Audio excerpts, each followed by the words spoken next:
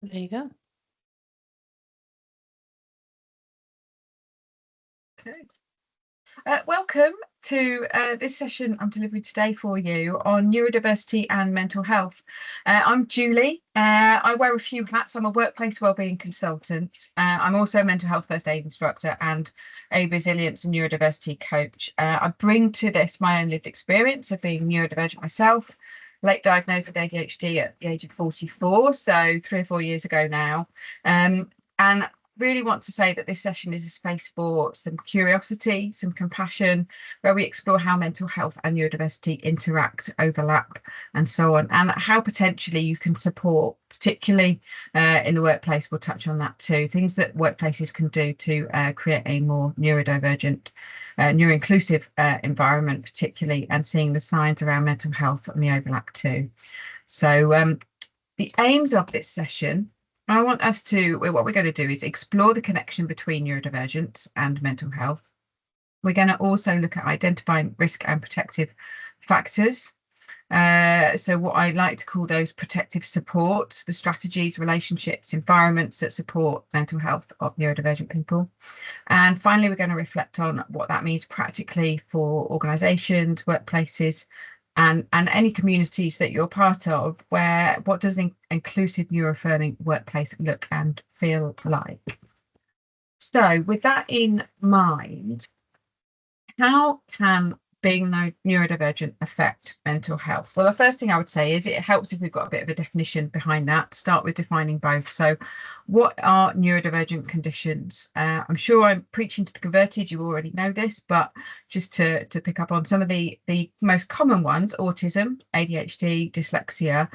They are natural variations in our brain functioning. So it affects things like our attention, our communication, our memory, and sensory processing. And again, there is a huge overlap between different neurodivergent conditions. So people can often be diagnosed with more than one of those.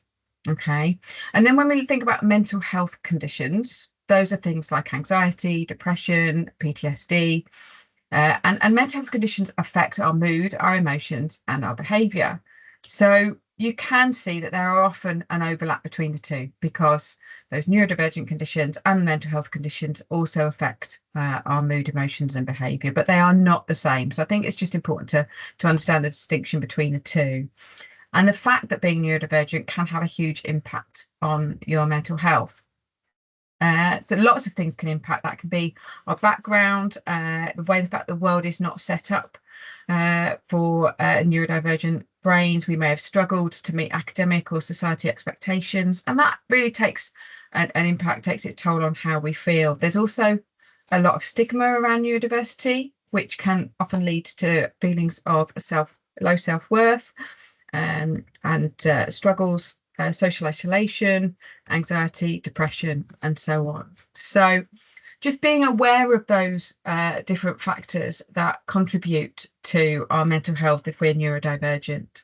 An important thing to understand that support is available. This community is exactly part of that. You don't have to manage alone. So being able to find a space that you can ask questions openly and honestly and explore that is really, really key to staying mentally well when it comes to neurodiversity. We might feel less supported. We might struggle to fit in. We might find it hard to learn or communicate in neurotypical ways.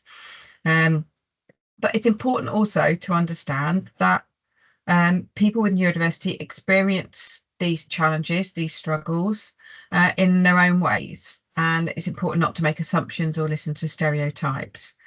So a common assumption is that people with dyslexia only struggle with reading and writing, but that's not the case. It impacts in many other ways. Or people with OCD are worried about cleanliness, but no, it can also show up in a host of different ways. So we're going to explore some of those different overlaps, and I'll share some useful resources around this too as we go through. So mental health and neurodiversity and that overlap. So let's look at some of the stats around this. The data paints a really clear picture there when you look at that. Neurodivergent people are more likely to experience mental health conditions. That doesn't mean that neurodivergence causes poor mental health, but it's often the environments we navigate, the stigma we face, and the lack of tailored support that contributes. Neurodivergent conditions also rarely occur in isolation, so there's that, say, common overlap. And there's also that common occurrence with other conditions like chronic pain, hypermobility, premenstrual dysphoric disorder or PMDD, and other hormone-related and sensory-related issues. So understanding those overlaps are important, and often that can be difficult to be untangled and gets misunderstood in healthcare settings too. So autistic adults on there, more than 70% have a mental health condition. Okay. Adults with ADHD, higher risk of depression, anxiety, and substance misuse. And dyslexia and dyspraxia, dyspraxia being developmental coordination disorder, that's what often it's called in childhood. And that can have an impact on anxiety and low self-esteem, because for children, it's often around being slow to pick up new skills, having difficulty making friends because they might avoid team activities where there's a difference, and there's being bullied for being clumsy, and behavioural problems from frustrations with those challenges too. And I think it's also really important to recognise how eating disorders overlap. Eating disorders affect people of all genders, ages and backgrounds, but are also more common amongst neurodivergent individuals. Autistic people in particular are significantly more likely to develop eating disorders, especially anorexia, and sensory sensitivities, routines, interoception difficulties, that's understanding and noticing our body's messages that we get to tell us to eat, to drink, to go to the toilet, those kind of challenges. And social pressures play a part. And another really common eating disorder for neurodivergent individuals is ARFID, avoidant restrictive food intake disorder, again often linked to sensory aversions or anxieties around eating certain foods. So there is a huge overlap, as I say there. So I'm going to touch through a few of these where their particular overlaps are common. So anxiety and neurodivergence. As someone late diagnosed, I know many friends and my own experiences too that I've lived with anxiety throughout my life at different times, and it's particularly common in women to have been diagnosed with anxiety disorders and neurodivergence being missed, particularly autism. Okay, up to 40 to 42% of autistic people experience anxiety. And some of those things that are behind that are those social factors. Studies indicate that there is much at risk, that higher rate, and it can be mentally exhausting to try and fit in with the world that isn't designed for neurodivergent people. So often masking and suppressing traits can lead to those misunderstandings and added anxiety. The key impacts are around social functioning. So it can impair social interactions, making it challenging to enjoy social activities because trying to fit in and engage in a neuronormative way. Those sensory sensitivities as well, and adaptability. Individuals may find it difficult to cope with changes in routine or unexpected events, which can lead to increased stress and anxiety. And when it comes to treatment, often there isn't that consideration of neurodivergence, but when things are recognised, then adaptations such as incorporating visual aids or focusing on concrete examples allow for that, and allowing for flexibility can really help. So OCD, obsessive compulsive disorder, in comparison to autism-related routines. I thought this was a good example of how misdiagnosis can often come up, or inappropriate interventions can come into play to try and manage or support somebody's differences. OCD frequently co-occurs with autism, but it can be misinterpreted. Overlapping behaviours such as repetitive actions, strict adherence to routines, but the underlying motivations are actually really different. So I think it's important to understand in OCD, those compulsions are driven by intrusive thoughts and fears, which often are what leads to those repetitive behaviours to relieve the anxiety of those thoughts. However, with autism, actually those repetitive behaviours, those routines are forming structure, predictability, sensory regulation. Rather than being from intrusive fears, they're actually creating that safe environment to feel like things are ordered and organized in a way that they can manage. So recognizing that co-occurrence and being able to understand what's actually underlying that can help. If we're trying to stop someone from stimming, for example, that could actually be harmful, because that's then keeping those things internalized and more difficult to process. I think it's also important to understand that there is an overlap with psychotic experiences and neurodivergence. So there's a higher occurrence of psychotic disorders, particularly in autism and to a lesser extent ADHDs. While they're less common, they can occur in these particular conditions.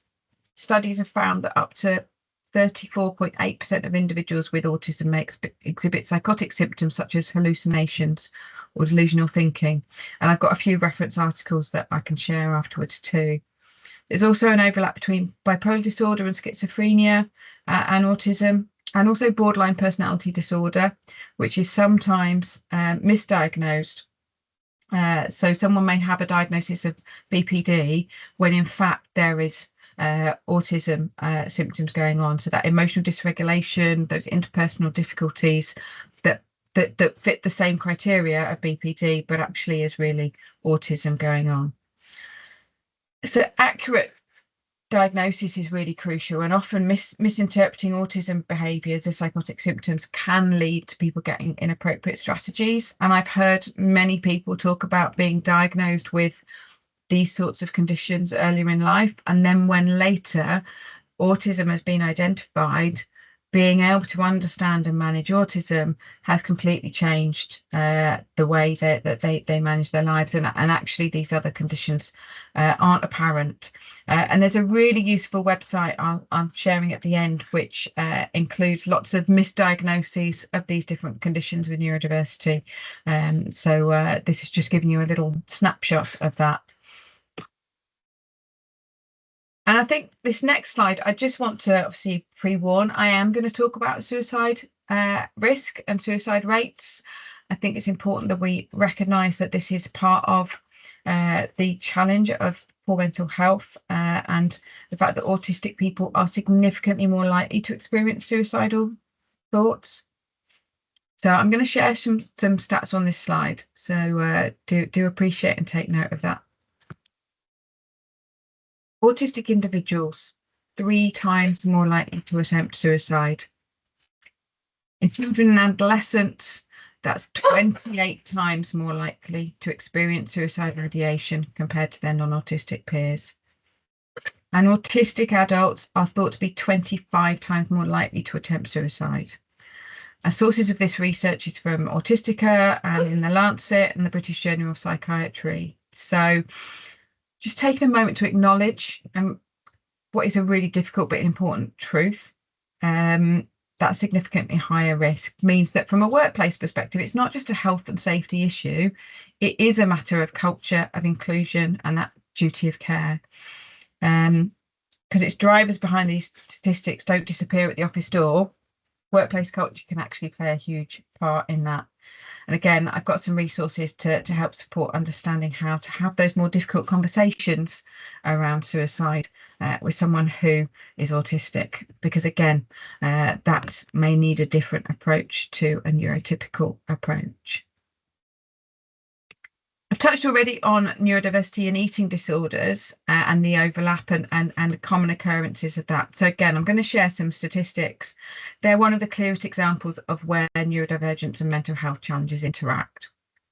So autistic individuals are more likely to experience anorexia and ARFID. People with ADHD may also struggle with binge eating or emotional eating due to impulsivity or emotional dysregulation.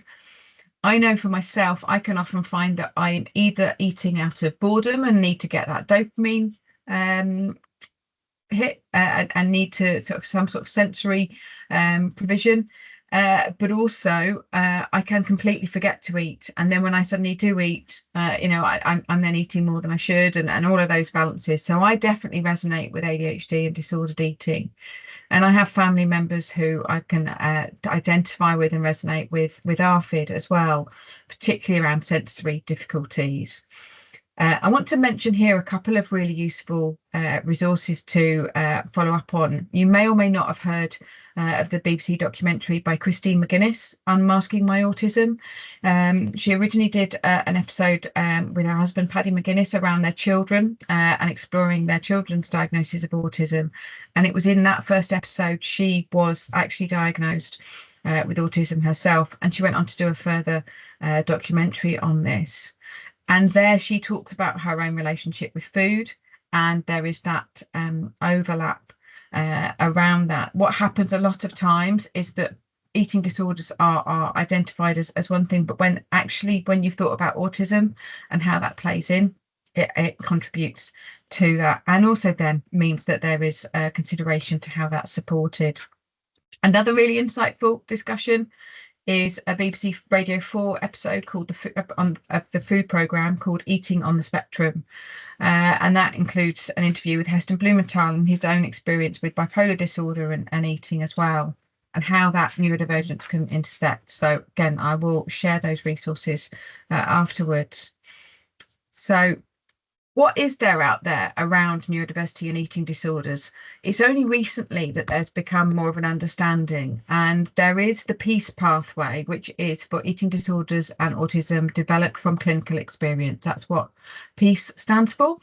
And it's designed to provide that proactive, adapted treatment around the co-occurrence for treating eating disorders in autistic individuals. It involves having sensory informed spaces, adjusted communication, and recognising how autism affects eating behaviours. And it gives that helpful framework to be adapted across broader wellbeing projects and approaches. So the impact has been significant, being implemented in a couple of London trusts, and recognised that has led to much more inclusive and effective care for neurodivergent individuals with eating disorders. And that was evidenced in the documentary with Christine McGuinness as well. So there's a couple of examples of where that intersects. And I know some people might enjoy watching documentaries like that. Some people might like reading, so I'm going to share some articles as well. But some of us might prefer to learn by listening. And so I wanted to share a really great podcast called Full of Beans, the Eating Disorder Awareness podcast. I have actually guested on this. I haven't included my own guest episode on this list, but there are some examples there of episodes around autism and ARFID and ADHD and disordered eating. But I talked about my own experience of living with my partner who identifies as having autism and ARFID, and what that challenge has been. So I would really recommend listening to some of Hannah's episodes on that, because Hannah identifies as neurodivergent herself, has been diagnosed with both ADHD and autism, and is in recovery from anorexia herself. So she relates very well to this, and she's got some really good experts on to that podcast. So I would definitely recommend having a good listen to that. So understanding the overlap, neurodivergent conditions often intersect with mental health. Areas such as social interaction challenges, sensory sensitivities, and those executive functioning differences. And neurodivergent people are potentially more vulnerable to mental health challenges, but one of the biggest reasons is because the world isn't designed for us. Okay, from school systems to workplaces, much of the world assumes one way of thinking, learning, behaving, and communicating. And if your brain doesn't work that way, it's easy to feel like you're wrong rather than different. And that's often what is the message we've felt and heard as we've grown up. Stigma, lack of understanding also compounds that. Many of us learn to mask or hide or downplay our traits to fit in. And that in itself takes that emotional toll. So all of that social interaction stuff that we do often can lead to burnout and reduced self-esteem and emotional exhaustion. So if your sensory needs are constantly overloaded, or if your communication style is misinterpreted, that in itself is also a whole extra layer of stress. Okay, and that takes its toll on our mental health. And we can also often struggle to access the mental health support we need. Services might be noisy, overwhelming, require communication that isn't accessible. So sometimes symptoms of distress are misattributed to diagnosis, which can then delay help. So what we want to try and do is remove as many of those barriers as we possibly can.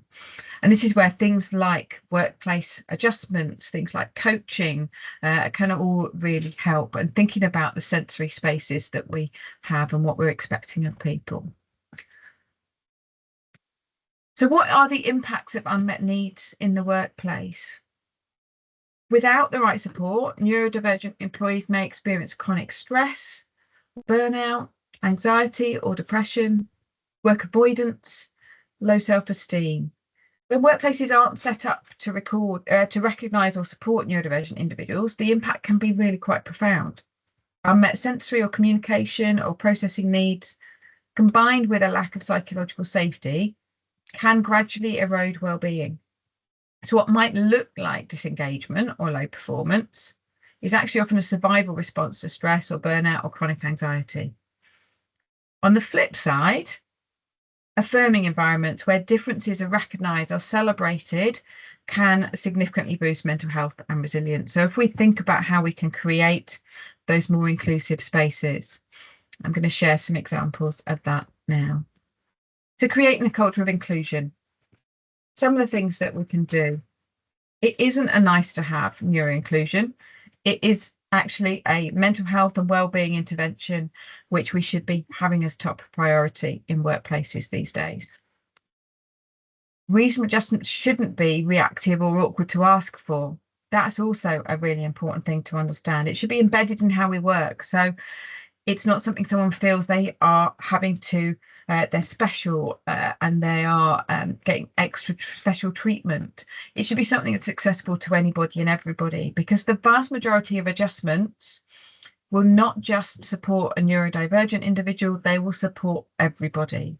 There's a really great example. There's a cartoon that depicts a caretaker clearing the steps of snow outside a school entrance, and there's a ramp at the side, and there is a child in a wheelchair waiting to go up the ramp, and he's clearing the steps first.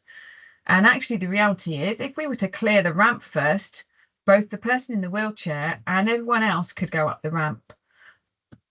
But that's not where our natural instinct goes very often. It's about rethinking that and going, what can we do that's going to be inclusive for everybody? So bearing those things in mind as we make reasonable adjustments, make them standard, enable anybody to have noise cancelling headphones, for example, enable anybody to adjust their working hours to accommodate any needs that they may have. It doesn't have to be difficult or expensive. Often it's small little things that can make a huge difference. Other things that we can think about: what can workplaces do? What can organisations do? It's not about being perfect, but it's about being proactive and curious and committed to learning. So I've got a few practical steps you can look at. Review your mental health support. Are your EAPs or counselling providers trained in neurodivergence? Would a neurodivergent staff member feel confident accessing them? It's all well and good having an EAP there. I come from an HR background, and I know that they are a default provision, often tagged with medical insurance or health insurance policies that employers have. But are they accessible? Are there barriers to somebody reaching out to those supports? Are there other options that might be suitable? Have you explored what those might look like? Starting those open conversations as well, normalising talking about neurodiversity. So having awareness campaigns, maybe having lived experience panels, things like this, where you're getting lived experience people sharing their experience and sharing insights. Visible leadership from neurodivergent colleagues. When you do that with care, with consent, where someone is agreed to share their experience, that can really help to break the silence and stigma. And that doesn't just apply with neurodivergence, that applies with mental health, with any other health conditions that might be more invisible and require somebody to share, for people to be aware of that. Think about designing with inclusion in mind as well, whether that's from performance management to communication norms, enabling people to communicate in a way that best suits them, as well as considering that there are ways we need to communicate that's going to help and support everybody. Inclusive design, that means fewer people fall through the cracks. talk to your people and your team. If you're looking at changing the environment, are you creating an environment where people feel included? Are you creating environments where actually masking isn't a survival strategy? People are able to open up and share and be who they are in that space rather than fit into a particular way of working. Having those proactive safety nets as well, build that in. Think beyond the reactive crisis support. Are you having regular wellbeing check-ins? Have you got peer support schemes, whether that's employee voices or it's external? Have you got places where people can get that peer support? And have you got any sort of neuro-inclusive supervision for those early warning signs? Are you training your managers? We'll come on to that in a moment too. And act on what you've learned. If someone tells you what they need, trust them, because it takes a lot for somebody to ask for what they need. And it often takes a while for people to figure out what they need too. So sometimes giving people options to explore and things that might help them that they don't even know yet can be a huge difference. Even if it's new to you, and especially if it's new to you, listen and support and identify and act on what's being shared with you. Trust that if someone's sharing, that is their truth as well. And other tips, just finally, for fostering mental health through neuro inclusion. Co-create those reasonable adjustments. Ask, don't assume. So I'm saying there, simple changes, flexible deadlines, noise cancelling headphones, written instructions can make all the difference. I know that I process things verbally, for example. I am much better talking things out loud. Once I've said things out loud, then things start to make sense. But that can mean the first thing I say isn't actually the thing that I want to say, because I've had to say it, work through it, and then I get to where I am. Someone else might take what I've said as literal because they are autistic, and everything I've said is something that needs to be acted upon, for example. So recognizing that those differences might mean that what actually needs to happen needs to be put down in writing afterwards as well to follow up. I'm going to give the example of preparing for delivering this session. I made sure and I asked for, what is the deadline? What do you need? When do you need it? And why do you need it? So I was very clear, and that enabled me to make sure that I had this slide deck and I had this script ready, and I was able to deliver this accordingly. So just recognizing those things will help anybody, but some people absolutely need that. Encouraging autonomy as well, I think, is really, really important. Allowing people to choose how, when, and where that work is done. We are adults and we should be treated as such. I know that I work best in an environment that I can create that is working for me, and that often isn't an open plan office where I've had to take myself in, experience the commute, experience the effort that requires to get ready to go into an office, for example.